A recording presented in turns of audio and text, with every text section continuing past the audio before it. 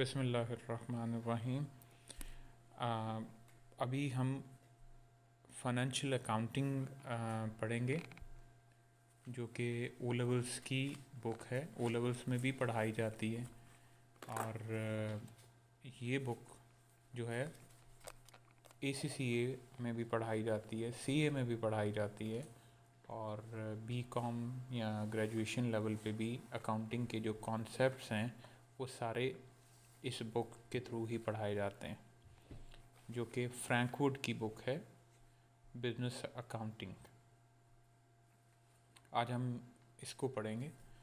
अच्छा, अकाउंटिंग एक सब्जेक्ट है, ऑब्वियसली एक सब्जेक्ट है, तो किसी भी सब्जेक्ट को पढ़ने के लिए ज़रूरी है कि हम उसकी कुछ अकाउंटिंग टर्म्स, रूल्स वगैरह पढ़ लें, तो हमें उस सब्जेक्ट को पढ़ने में आसानी हो जाती है, उसको समझने में आसानी हो जाती है।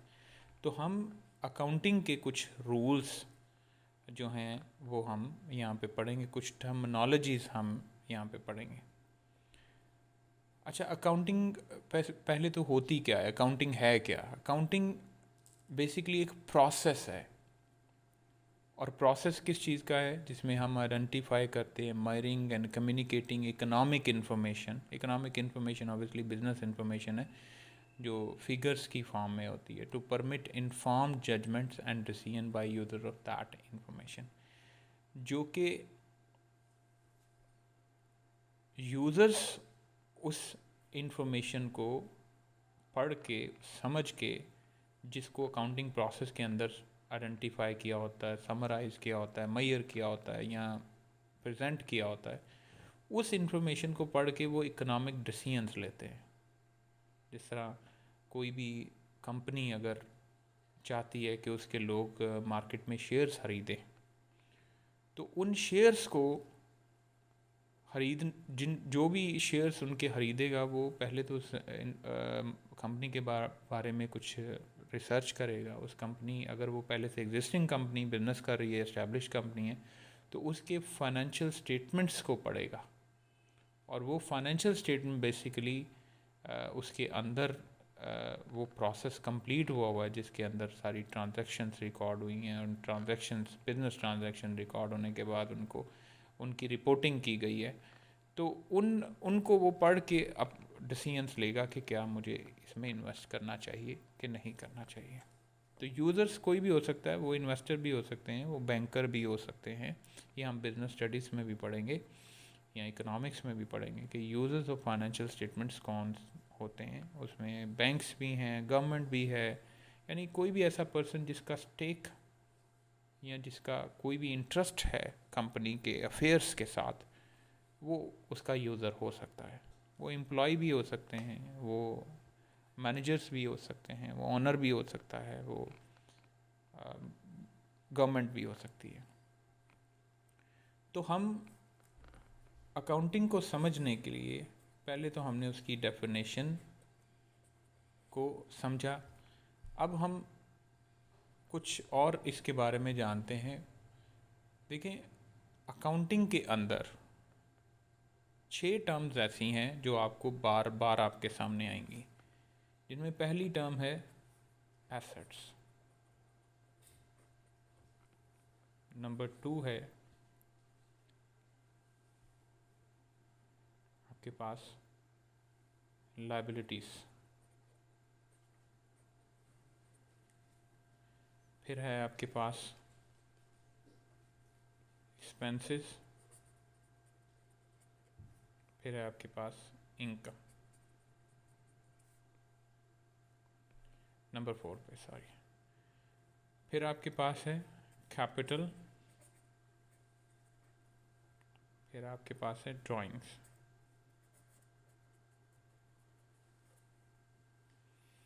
अब बात हम कैपिटल से शुरू कर लेते हैं। कैपिटल क्या होता है? कैपिटल आपने बिजनेस स्टडीज़ में भी पढ़ा होगा, the amount invested into a business by the owner.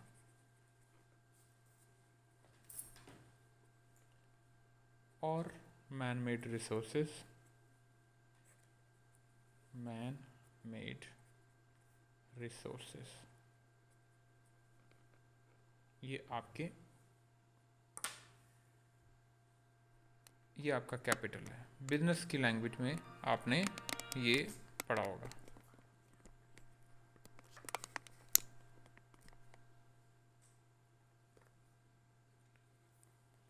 अच्छा, अब कैपिटल क्या है? वो अमाउंट जो आपने बिजनेस में इन्वेस्ट की है। और जो रिसोर्सेज भी हो सकते हैं, लाइक मशीनरी,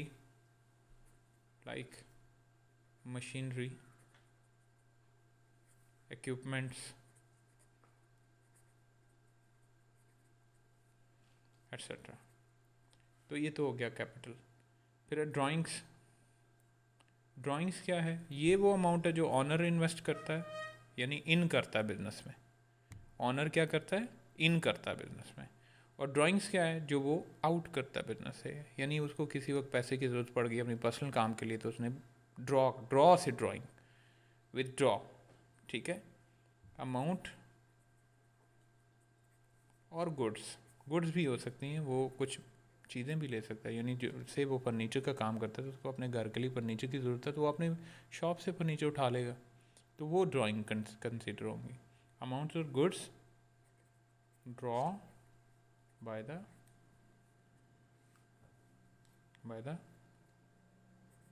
ऑनर। अच्छा जी, यानी बेसिकली कैपिटल और ड्राइंग एक दूसरे का उलट है।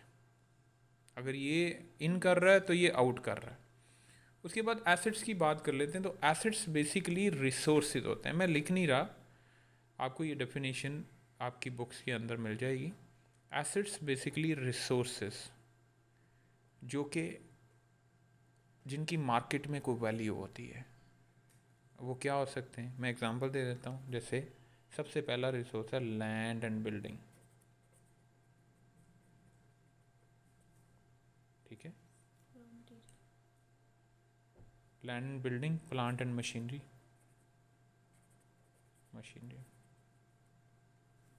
मैं इसको थोड़ा सा एलेबोरेट कर देता हूँ, क्योंकि एसेट्स जो है ना, ऐसी टर्म है जिसकी क्लासिफिकेशन है एसेट्स की। तो मैं आपको क्लासिफाई कर देता हूँ इसको मज़ीद। इसमें आपके पास कुछ एसेट्स होते हैं जो नॉन करंट एसेट्स होते हैं, नॉन करंट, या इसको लॉन्ग टर्म एसेट बोलते हैं।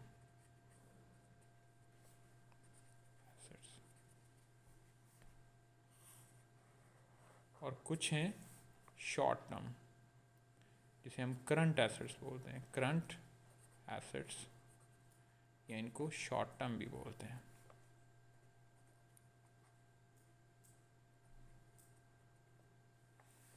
अच्छा, अब नॉन करंट एसेट्स क्या होते हैं? एसेट्स तो होते हैं रिसोर्सेज और assets which give benefits to the business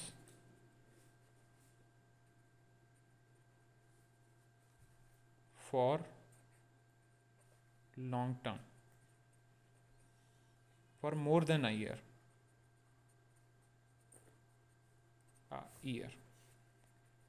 यानी जो, क्या मैंने लिखा है? रिसोर्सेज और asset which give benefit to business. सारी बात है, एसेट्स आप बाय करेंगे तो बिजनेस को कोई बेनिफिट होगा। जिस तरह आप प्लांट एंड मशीनरी खरीदते हैं तो बिजनेस को बेनिफिट होता है कि उससे प्रोडक्शन होती है, और वो प्रोडक्शन मार्केट में बिकती है तो रेवेन्यू जनरेट होता है, तो बेनिफिट होता है। लेकिन क्या वो मशीनरी 1 साल तक चलती है? नहीं, वो तो साल चलती है, तो उसका benefit more than a year होता है। वो लॉन्ग टर्म या नॉन करंट एसेट हैं। करंट एसेट्स कौन से हैं? जिनका बेनिफिट, बाकी सारी डेफिनेशन वही है, लेकिन ये आपके क्या होते हैं? For less than a year.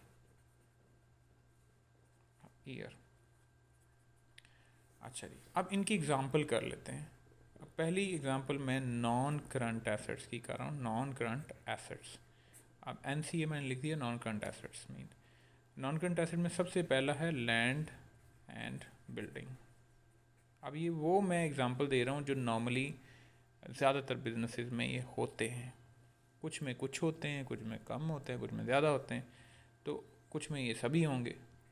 Land and building, plant and machinery. फिर है प्लांट एंड मशीनरी के बाद फर्नीचर। फर्नीचर भी होता है और उसका बेनिफिट भी लॉन्ग लॉन्ग टर्म होता है। Furniture and fixture. उसके बाद वहीकल्स होते हैं, गाड़ियाँ भी होती हैं बिजनेस, ठीक है, वहीकल्स। उसमें मोटरसाइकिल भी आ जाते हैं, उसमें कारें भी आ जाएंगी, उसमें ट्रक्स भी आ जाएंगे, उसमें सब कुछ आ जाएगा। अच्छा, ट्रांसपोर्टेशन से रिलेटेड। उसके बाद आप बात कर लें जी वहीकल के बाद इलेक्ट्रिक अप्लाइंसेस, इलेक्ट्रिकल इक्विपमेंट्स, जिसमें एसी हैं, जिसमें फ्रिज हैं, जिसमें कोई भी इलेक्ट्रिक अप्लाइंसेस वगैरह आ सकती हैं। उसके बाद आपके इक्विपमेंट्स आ जाते हैं। इक्विपमेंट्स में आपके प्रिंटर हैं, लैपटॉप्स हैं, कंप्यूटर एंड इक्विपमेंट्स वैसे एक हेड होता है, कंप्यूटर एंड इक्विपमेंट्स। अच्छा, ये नॉन करंट एसेट्स में एक सब हेडिंग है फिजिकल एसेट्स या टेंजिबल एसेट्स। एसेट्स ये मैं सब हेडिंग बना रहा हूँ ताकि आपको कोई प्रॉब्लम ना हो। टेंजिबल एसेट्स वो एसेट्स हैं जिनकी कोई फिजिकल एग्जिस्टेंस होती है। आप आगे लिख सकते हैं, वैसे ये टेंजिबल का ही मीनिंग है कि जिनकी फिजिकल एग्जिस्टेंस होती है। जैसे फर्नीचर है, उसकी फिजिकल एग्जिस्टेंस होती है।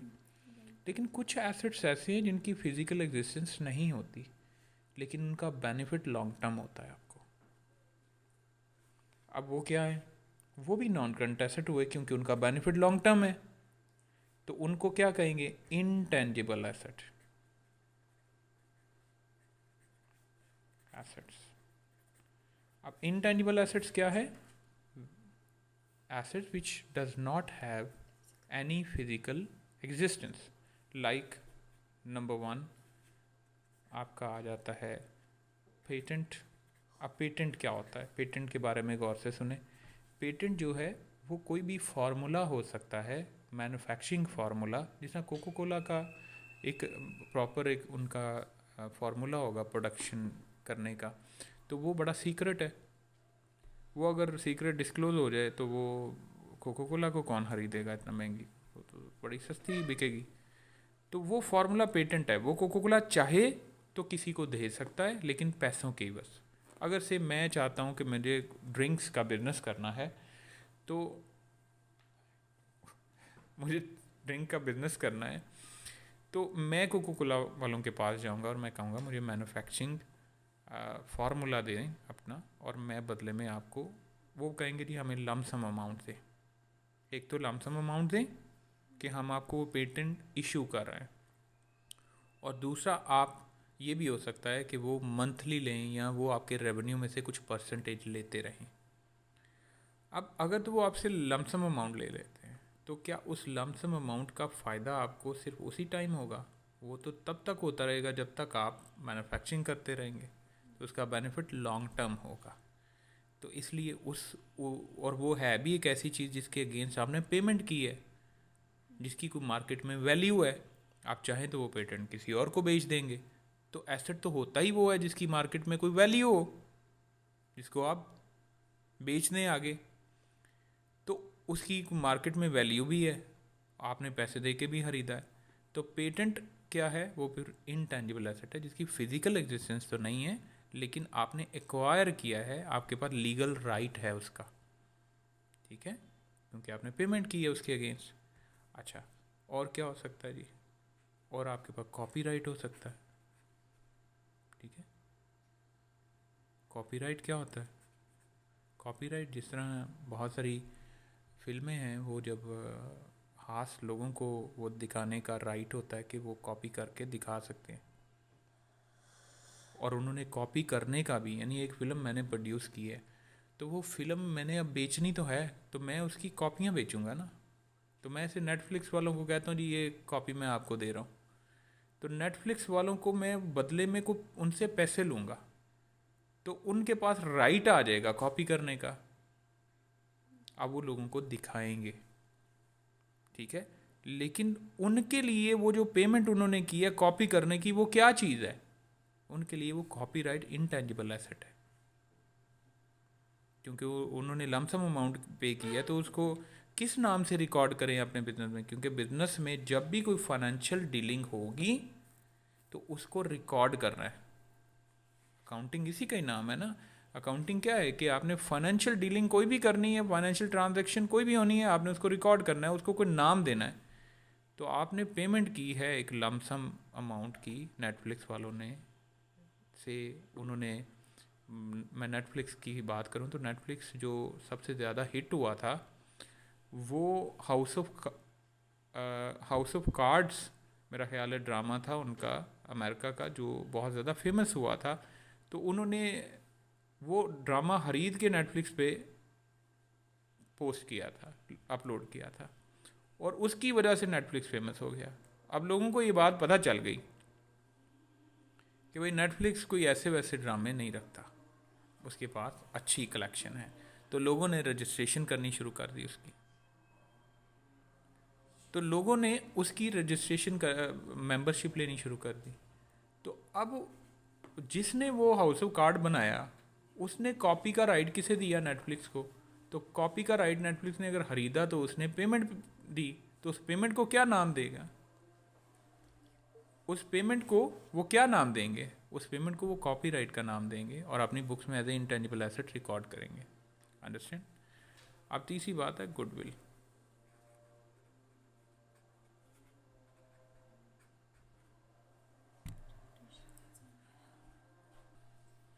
अच्छा, अब गुडविल पे आ जाएं तो गुडविल को हम डिटेल से आगे पढ़ेंगे, बस अभी इतना जान लें कि गुडविल वैसे अकाउंटिंग में एक कॉन्सेप्ट है money measurement concept. Money measurement concept कहता है anything which can not be measure in the form of money will not be recorded in the books of account. यानी जिस चीज़ को आप पैसे में मेजर नहीं कर सकते उस चीज़ को आप रिकॉर्ड नहीं करेंगे। अब गुडविल क्या है? Goodwill is a good reputation. अब रेपुटेशन कितनी गुड है मार्केट में आपकी, इसको कैसे मेजर करें? तो इसको मेजर नहीं किया जा सकता, तो इसलिए इसको हम रिकॉर्ड नहीं करते। लेकिन जब हम कोई बिज़नेस बाय करते हैं, हम कोई बिज़नेस बाय करते हैं, से मैं एक बिज़नेस बाय करता हूँ, से मैं टीचर हूँ तो मैं एकेडमी बाय करता हूँ, ठीक है। तो मैं जब एकेडमी मुझे से ऑफ़र होती है जी ये 10 लाख रुपए की एकेडमी है, मैंने कहा ओके 10 लाख की है। तो जब मैंने उसका एनालिसिस किया पता चला जी उसमें table chair furniture white board कोई पिक्चर्स हैं, कोई डेकोरेशन पीस हैं, ऑफिस का फर्नीचर है, एसी हैं, पंखे हैं, यूपीएस है, दिस एंड दैट, बहुत सारी कुछ पार्टीशन हुई हुई है। तो ये सारा मुझे, मैंने जब उसकी वैल्यू इंडिविजुअली की तो मुझे पता चला कि ये तो मुझे 10 लाख कह रहे हैं तो इसकी वैल्यू तो 6 लाख रुपया है, तो मैं इनको 4 लाख रुपया क्यों एक्स्ट्रा दूं? मैंने उनसे बात की, उन्होंने कहा भाई अगर आप 6 लाख रुपया ये जो कुछ लगा ये लगा के एकेडमी शुरू करते हैं तो क्या आप पहले ही महीने अपना रेंट पे करने के काबिल होंगे? इसकी क्या गारंटी है? क्या आप पहले ही महीने अपने स्टाफ को सैलरी देने के काबिल होंगे? इसकी क्या गारंटी है? कोई गारंटी नहीं है। हम आपको एक चलता हुआ बिजनेस दे रहे हैं जो कि पिछले 4 सालों से या 5 सालों से स्टैब्लिश है, लोगों को इसकी अवेयरनेस है और लोगों के बच्चे भी आ रहे हैं यहाँ पढ़ने, से 40-50 बच्चे भी आ रहे हैं पढ़ने। तो आपको तो फौरी तौर पे ये टेंशन नहीं है कि रेंट कहाँ से देंगे, आपके तो स्टूडेंट आ रहे हैं, आप उनसे रेंट दे सकते हैं। तो इसका मतलब है मार्केट में आपका नाम है, अगर नाम है तो उस नाम के पैसे दें भाई। अगर आप खुद वो नाम स्टैब्लिश करेंगे तो इट विल टेक टाइम, और वो टाइम के साथ साथ कॉस्ट भी लगेगी आपकी, जारी बात है आपको अपनी जेब से पे करना पड़ेगा। तो वो जेब से आप पे करेंगे बजाय ये कि आप with the passage of time आप पे करते जाएं अपनी जेब से, आप एकदम ही पे करें 4 लाख रुपया और आप बनी बनाई नाम ले लें। तो अब मैं जो एसेट से अजाफी पे करूँगा उनको एक्वायर करने का, तो मैं अपनी बुक्स में उसको क्या नाम दूंगा? यानी एसेट तो 6 लाख के हैं तो मैं पे कर रहा हूँ 10 लाख, तो 4 लाख का मैं क्या बाय कर रहा हूँ भाई? उस वो क्या चीज़ है उसको मैं कोई नाम तो दूंगा, क्योंकि 6 लाख की चीज़ों का तो नाम मिल गया मुझे, कोई फर्नीचर है, कोई इलेक्ट्रिक अप्लाइंसेस है, तो 4 लाख की चीज़ों को नाम मैं गुडविल दूंगा और उसे मैं इंटेंजिबल एसेट बनाऊंगा। ये सिर्फ तब होता है जब हम कोई बिजनेस एक्वायर करते हैं। जब हम कोई बिजनेस एक्वायर करते हैं ये तब होता है, या फिर पार्टनरशिप अगर आपकी है, कोई पार्टनर आता है, एडमिशन होता है, या रिटायरमेंट होती है, या डेथ ऑफ पार्टनर होती है, तो गुडविल अराइज होती है, उसकी रिवैल्यूएशन होती है, उसका एक प्रोसेस है, वो मैं आपको पार्टनरशिप के चैप्टर में डिटेल से बताऊंगा। अच्छा जी, ये हमारे पास नॉन करंट एसेट्स के, ये नॉन करंट एसेट्स की सब हेडिंग टेंजिबल एसेट और इनटेंजिबल एसेट। इसमें फर्दर भी कुछ हेडिंग्स हैं जो एडवांस लेवल पे हैं, जिसमें फिक्टिशियस एसेट्स हैं और प्रिलिमिनरी एक्सपेंसेस हैं और भी काफ़ी कुछ है, लेकिन वो हम डिटेल में अभी नहीं जाएंगे क्योंकि वो सिलेबस का पार्ट नहीं है। तो नॉन करंट एसेट में दो हैं। नॉन करंट एसेट क्या होते हैं? लॉन्ग टर्म एसेट जो 1 साल से ज़्यादा जिनका बेनिफिट आपको होगा, उनमें tangible asset which have some physical existence, और वो ये सारी कैटेगरी हैं। उसके बाद इनटेंजिबल एसेट्स हैं जिनकी फिजिकल एग्जिस्टेंस नहीं होती, उनको इंडिविजुअली मैंने एक्सप्लेन कर दिया है। अच्छा जी, अब बात करते हैं करंट एसेट्स की। तो करंट एसेट्स में सबसे पहले हैं आपके पास, करंट एसेट्स को मैंने आपको बताया था कि जिनका benefit less than a year हो। तो करंट एसेट में सबसे पहले जो एसेट रिकॉर्ड किया जाता है दैट इज़ कॉल्ड इन्वेंट्री, जिसे हम क्लोजिंग इन्वेंट्री भी बोलते हैं, क्लोजिंग स्टॉक भी बोलते हैं। अब ये जो क्लोजिंग स्टॉक है इसकी मार्केट में वैल्यू होती है। ये अनसोल्ड स्टॉक होता है, बिका नहीं होता अभी। अनसोल्ड मतलब अभी बिका नहीं है, लेकिन कल तो बिक जाएगा ना। तो कल बिक जाएगा तो बेनिफिट इसका एक्सट्रैक्ट हो जाएगा। साल के अंदर अंदर चलें, कल नहीं बिकता तो साल के अंदर अंदर तो बिक जाएगा ना। कोई भी स्टॉक को साल से ऊपर तो नहीं होल्ड करके रखता। तो इसका मतलब है 1 साल से कम बेनिफिट इन्वेंट्री, पहली बात। उसके बाद है आपके पास trade receivables. Trade receivables, trade receivables या इनको डेटर्स भी बोलते हैं। अब इसको आप लोग नोट डाउन कर लें, ये क्या होते हैं। देखें, जो बिजनेसेस होते हैं ना वो ज़्यादातर क्रेडिट पे होते हैं। अगर आप क्रेडिट नहीं देंगे तो कोई और दे देगा, तो आपकी सेल लूज़ हो जाएगी। तो आपको क्रेडिट पे चीज़ें बेचनी पड़ती हैं मार्केट में। तो जब आप क्रेडिट पे चीज़ किसी को देते हैं तो वो आपका एक रिलेशनशिप बन जाता है डेटर क्रेडिटर का। यानी अगर आपका से दोस्त है तो आपका उसके साथ फ्रेंडशिप का रिलेशन है। अगर आपने उधार चीज़ दे दी है तो अब आपका रिलेशनशिप कन्वर्ट हो जाएगा डेटर क्रेडिटर में। यानी वो आपका डेटर बन जाएगा, आप उसके क्रेडिटर बन जाएंगे। वो आपका ट्रेड रिसीवेबल बन जाएगा, आप उसके ट्रेड पेबल्स बन जाएंगे। Understand? Is that clear now?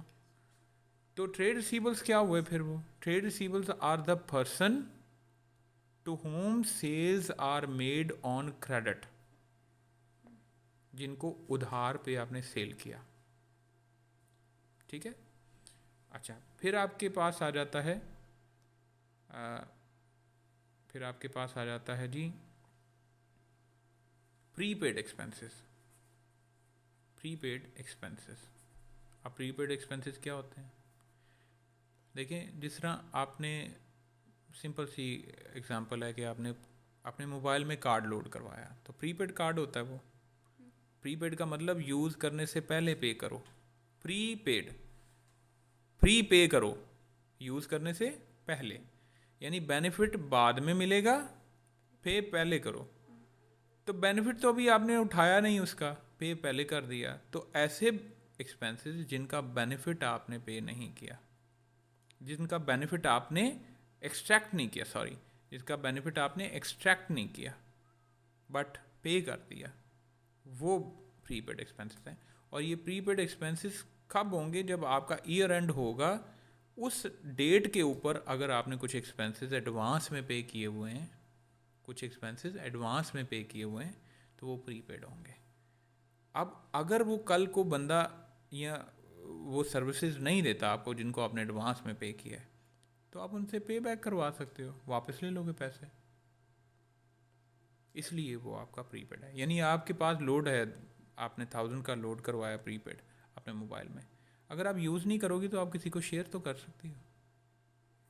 इसका मतलब that this expense can be converted into cash any time if you want. तो जब तक आप उसका बेनिफिट एक्सट्रैक्ट नहीं करेंगे, that will be treated as your asset, not your expense. जब आप उसका बेनिफिट एक्सट्रैक्ट कर लेंगे, that expense, that prepayment will become expense. फिर वो एसेट नहीं रहेंगी, फिर वो एक्सपेंस बन जाएंगी। क्या बन जाएंगी? Expense. Next is cash in hand और bank, at bank, at bank. यानी जो पैसा, बिजनेस का पैसा आपके उसके किसी एम्प्लॉय के हैंड में है या बैंक में जमा है, तो वो एम्प्लॉय के बैंक में नहीं, बिजनेस के बैंक अकाउंट में जमा है, तो वो भी उसका करंट एसेट होगा। और भी कुछ छोटे मोटे आपके आएंगे, लेकिन ज़्यादातर आपके करंट एसेट्स यही होते हैं। ठीक है, ओ लेवल्स में या ACCA वालों के या CA लेवल में तो सिक्योरिटीज़ वगैरह भी आ जाती हैं, जो अपने कि शॉर्ट टर्म किसी को लोन दिया हुआ है तो वो भी आ जाएगा, loan to any other person, short term loan. ठीक है, तो वो भी आ सकता है। अभी फ़िलहाल आप करंट एसेट इधर तक रखें। तो अभी हमने इस लेक्चर में पढ़ा है सिर्फ एक कैटेगरी, एसेट्स। देखें, ये टोटल 6 कैटेगरीज हैं, asset, liability, expense, income, capital, drawing.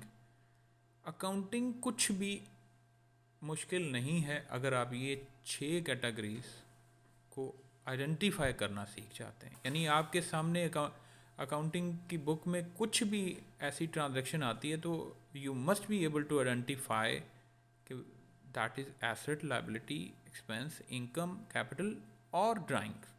आपने इनमें से देखना है कि वो क्या है, बेसिकली वो ट्रांजैक्शन किस कैटेगरी में आएगी। तो उसके लिए पहले हमें इनकी सब कैटेगरीज और इनका थॉरली कॉन्सेप्ट पढ़ना बहुत ज़्यादा ज़रूरी है, जिनमें आज हमने एसेट्स को पढ़ा है कि एसेट्स क्या होते हैं।